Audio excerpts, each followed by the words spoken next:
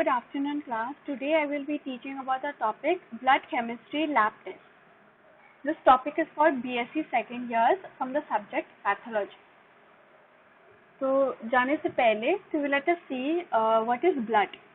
ठीक है, what are the components of blood? So blood is a specialized body fluid. So we know that, and it has how many components? Mainly four components. One is RBCs, red blood cells, WBC, white blood cells, platelets, ठीक है, and plasma. ठीक है, so what is plasma? Okay, so plasma, it is a liquid component of blood in which RBCs, WBCs and platelets are suspended, and it is called plasma. So we know that the main components here are WBC, RBC and platelets, है ना? But the plasma also is a very important component क्योंकि it is a liquid. ठीक है, जो plasma है, it is a liquid which there are the WBCs, there are RBCs and there are platelets together. ठीक है, so they are suspended in this fluid, in the liquid, and this is called plasma. So plasma is a mixture of water, sulfur, fat, protein and salt. Okay, होता है ना plasma therapy. Okay, so in also in coronavirus also, okay, so there are some researchers, they have done plasma therapy. Okay, so what is plasma? Plasma therapy is nothing but we are giving plasma to the patient. Okay, so in what is that plasma all about? It is a mixture of water, it is a mixture of sulfur, fat, protein and salt, and it is a liquid component of the blood where there are RBCs, there are WBCs and there are platelets. So that is about plasma. So the main job of plasma is to transport the blood cells throughout the body. So that is the main responsibility of the plasma. The major protein plasma is the albumin. Okay, so the major protein which is present in the plasma is the albumin. Albumin helps to keep the fluid from leaking out of the blood vessels and into the tissues. Other protein in plasma includes the antibodies. We know what are antibodies. They help our body to fight against any antigen or fight against any foreign object or foreign body or cancer cells. That is about the plasma. Okay, so now coming to the RBCs. RBCs are also called as erythrocytes. They make up about 40% of the blood volume. So we know that the shape of an RBC, okay, it looks like it's a circular shape and it's like a donut shape. So the RBCs contain hemoglobin, a protein that gives blood its red color and enables it to carry oxygen from the lungs and divides it to the whole body tissues. Now when the number of RBCs is too मतलब जब RBCs levels कम हो जाते हैं, so we consider it as anemia, right? So when the number of RBCs is too low, blood carries less oxygen. Therefore, patient will have fatigue and weakness. Okay, so that is the reason why anemic patients, they are very weak, है ना? So why? Because the number of RBCs are very less. Okay, that is why the blood is not able to carry proper oxygen. Now, when the body of RBCs is too high, the blood can become too thick and it causes the blood clot and increases the risk of heart attack. Okay, so there are head and tail, or there are two things will always go together. Either it can be decrease or it can be increase. It can be too much of something or it can be too less of something. So in RBCs also, okay, if RBCs are too less, then patient will have anemia. Okay, the blood will not be able to carry oxygen properly. And when the number of RBCs are too high, okay, when there are many RBCs are present, what happens is the blood will become thick because of the erythrocytes. And when the blood becomes very thick, it can cause blood to clot, and when there is blood clot, okay, it can cause emboli or thrombosis, and there is risk for heart attack. So the normal count, okay, so we know that hemoglobin, what is the normal value of hemoglobin? Okay, the normal is 14 to 16 gram per dl. But okay, in females is different and males is different. Males, okay, it varies in range. Adult males 15 gram per dl and females is 14.5 gram per dl. Okay. Now the normal count, it ranges from age to age. Okay, children will have different hemoglobin level. Adults will have different hemoglobin level. Okay, babies will have different hemoglobin levels. So at birth, the normal hemoglobin is 25 gram per dl. After 3 months, 20 gram per dl is normal. After 1 month, the normal is 17 gram per dl, and from puberty onwards, it is 14 to 16 gram per dl. So this is the normal hemoglobin level. Now coming to the WBC. Okay, so we are done with RBCs. Now we are coming to WBC. WBCs, दूसरा नाम क्या है? Leukocytes. They are fewer in number than the red blood cells with the ratio of 1 to every 600 to 700 RBCs. मतलब the ratio of RBCs and WBCs are different. Okay, so WBCs as compared to RBCs, they are very very less. ठीक है, मतलब एक WBC होगा when there are 600 or 700 RBCs. Okay, so you can see the difference. So why are these WBCs very important? It's because it helps to protect a body or helps a body to fight against any infection. Okay, so WBCs are responsible for defending the body against any infection. There are two main types of WBCs. Okay, so the two main types of WBCs are neutrophils and lymphocytes. Okay, so neutrophils, they help to protect the body against infection by killing and ingesting the bacteria and fungi. Okay, so that is the function of neutrophils. Neutrophils क्या करते हैं? They help to fight against the bacteria or the virus by killing it, and after killing it, after attacking it, they try to ingest or they try to take in the bacteria and the fungi. That is the function of neutrophils. In lymphocytes, the two main cells which are present are the T lymphocytes and the B lymphocytes. Okay, so these are the two main cells which are present in the lymphocytes. So T lymphocytes, what do? They help to regulate the function of other immune cells and directly they attack the pathogens, or they directly attack the foreign materials, or they directly attack the tumors also. Then the B lymphocytes, what do? They make antibodies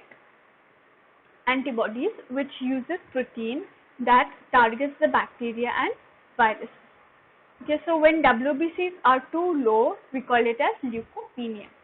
Okay, so when WBCs are too low means that there is infection. Okay, there are chances of infection because WBCs are mainly responsible for fighting against the bacteria or virus. So अगर WBCs कम है तो मतलब body में infection ज़्यादा हो रहा है.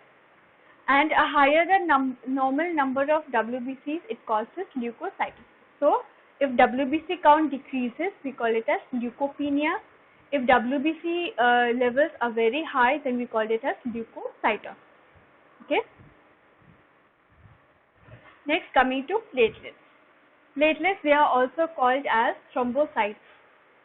Okay, so these platelets, what do? They are responsible for clots, formation of clots. Okay, so the platelets are fewer in number than RBCs with the ratio of about 1 platelet in 20 RBCs. Okay, so even the platelets and RBCs उनकी ratio भी बहुत different है. तो मतलब एक platelet होगा and there will be 20 RBCs. Okay, so just imagine. So platelets will help. The responsibility of platelets is it helps in clotting of blood, blood clotting process by gathering at the bleeding site. जो भी affected site है, bleeding है वहाँ पे, जो भी cut है वहाँ पे जाके the platelets they will become together. They will form clumping. Okay, they will try to beat together and they will form a plug that will help to seal the blood vessels from bleeding. When the number of platelets is too low, we call it as thrombocytopenia. Abnormal bleeding becomes more likely. So obviously when the platelet count is very low, so patient blood clotting नहीं हो रहा है, तो patient obviously will have excessive bleeding, ठीक है, hemorrhage. When the platelet count is very low, then we call it as thrombocytopenia. Okay. Now, when the platelet count is very high, then we call it as thrombocythemia. Blood may clot excessively. Okay. When there's too many of blood clots, it can cause emboli or it can cause thrombus, and these can lead to heart attack or stroke. Okay, so platelets are also very important. Now coming to the main topic for today, that is blood chemistry. Okay, blood chemistry is defined as identifying the numerous chemical substances found in the blood. Blood chemistry matlab to check what is the level of RBC, or to check the level of WBC count, or to check the levels of platelets. What are the levels of neutrophils, or what are the levels of lymphocytes in a patient? Okay, what is the hemoglobin level of the patient? So this is blood chemistry. Blood chemistry tests are those that measures the level of several substances in the blood. So it is a test, okay, to check the level of RBCs, to check the level of WBCs, to check the level of platelets. And analysis of blood chemistry can provide important information about the function of kidneys and other organs. The common panel of blood tests measures level of glucose or blood sugar that is broken down into body cells to provide energy. Okay, so blood tests. Okay, so there are many blood tests, and these are very, very common to you also. Okay, so like LFT, okay, liver function test. Okay, so there are some important blood chemistry tests, and these are liver test, or we call it as LFT, kidney test or KFT, kidney function test. Then we have the blood sugar test.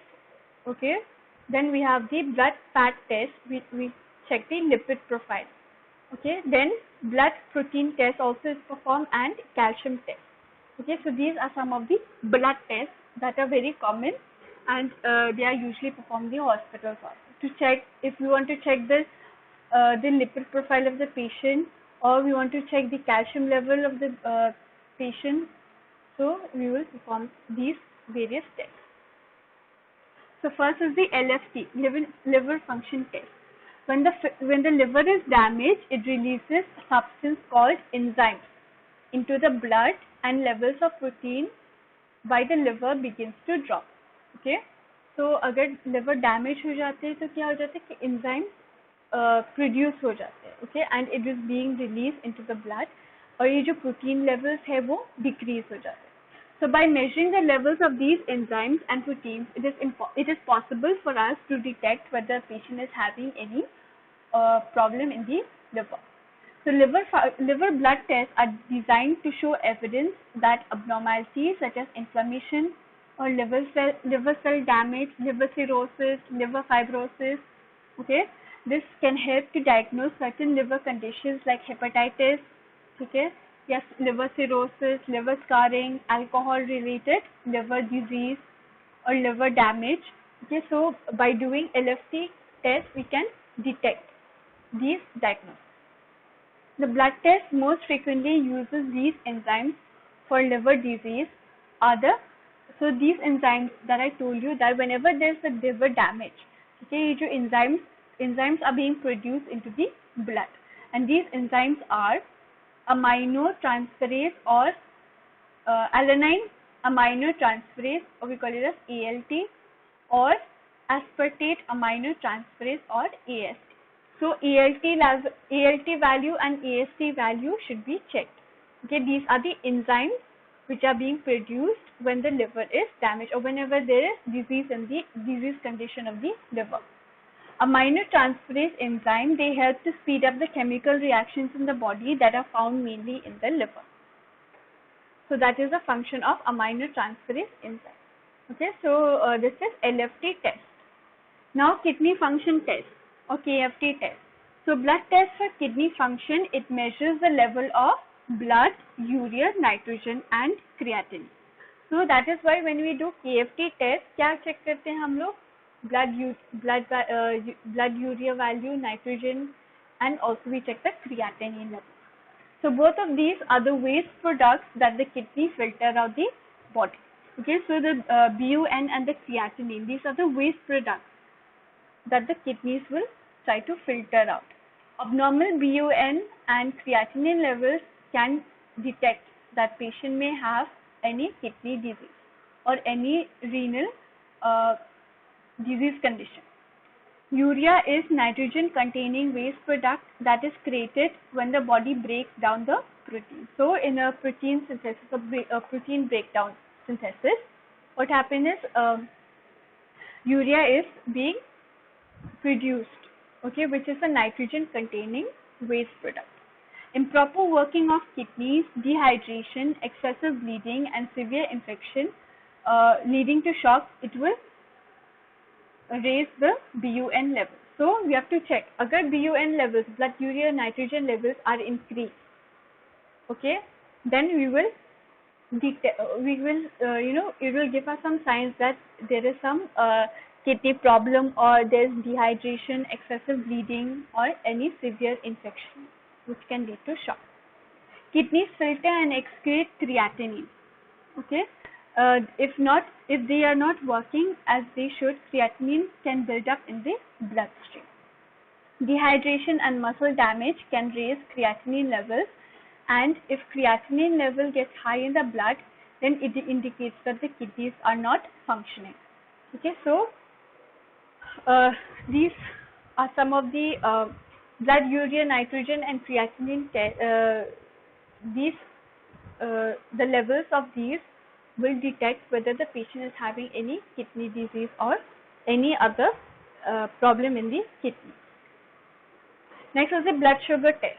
Glucose is a type blood sugar test. We all know, you all have performed also in the practical areas. Okay, so glucose is a type of sugar that the body uses for energy. Abnormal glucose level in the blood can be a sign of diabetes, or there can be sign of inflammation of the pancreas, pancreatitis or any liver disease. So if the sugar level in the blood is high, we call it as hyperglycemia. Okay, it is a sign of diabetes or insulin resistance. And routine blood glucose tests, they are done at any time. Okay, so the sugar monitoring tests that performed in the ward.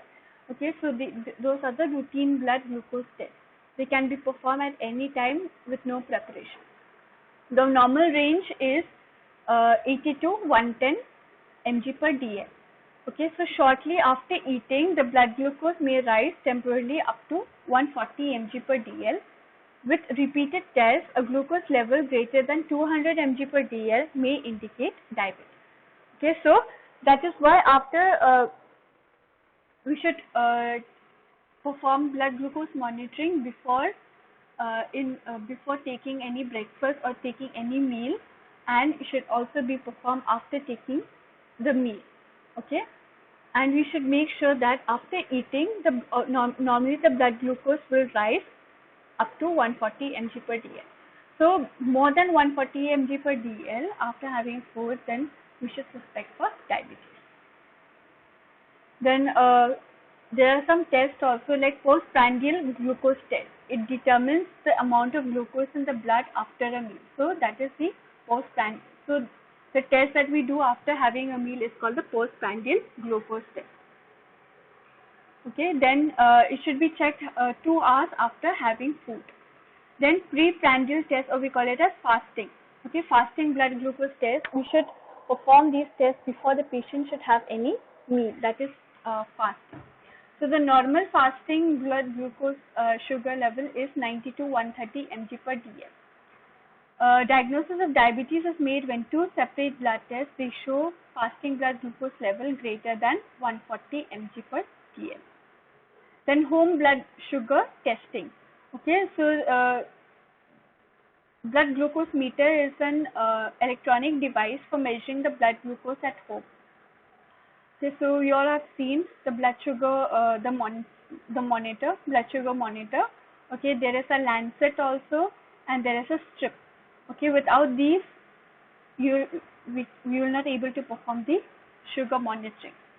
So it is performed by pricking the finger with a small sharp needle, or we call it as lancet, and putting a drop of blood into the strip, okay, which is attached to the monitor or to the meter, and this will display the blood sugar level.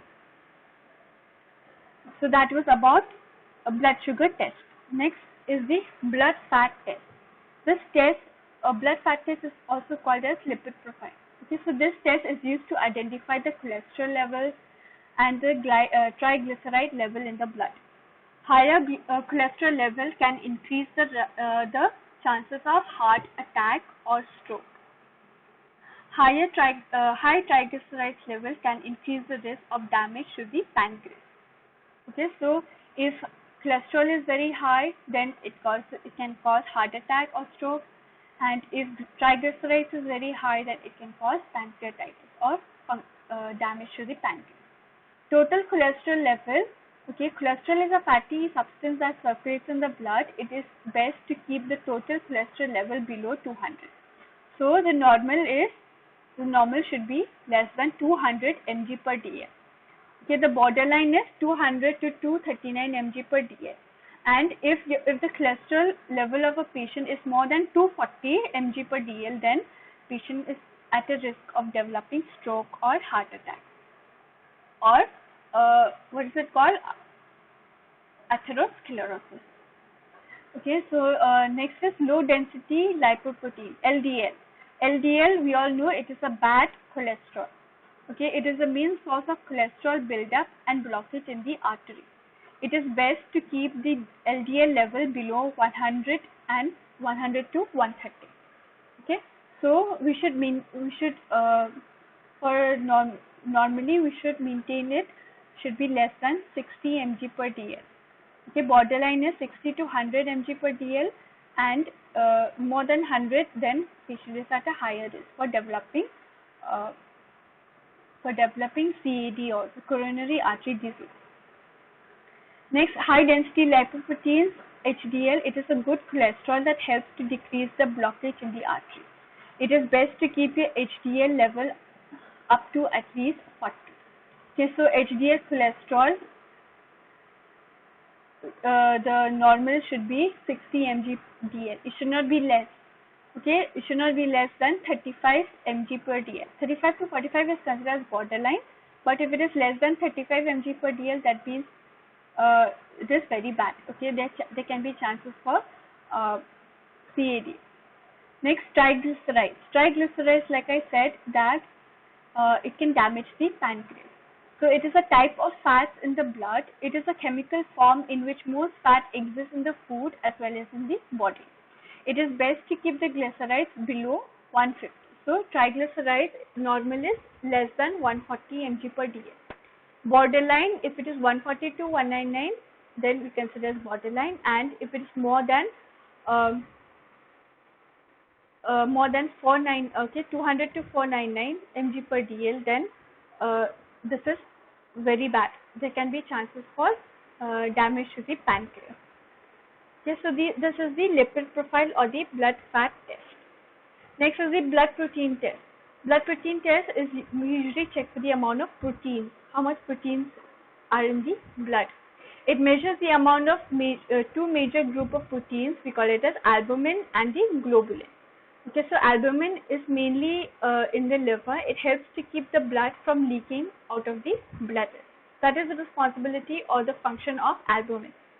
Okay, globulin, the function is it is present in the liver and immune system. Certain globulins, they bind with hemoglobin, while others transport metals such as iron into the blood and helps in infection. So this test can help to diagnose a number of health conditions like kidney disease, or by doing the protein test we can check for whether the patient is having kidney disease or liver disease or malnutrition. If the total protein level is low, then patient may be at a risk of developing liver disease or kidney disease.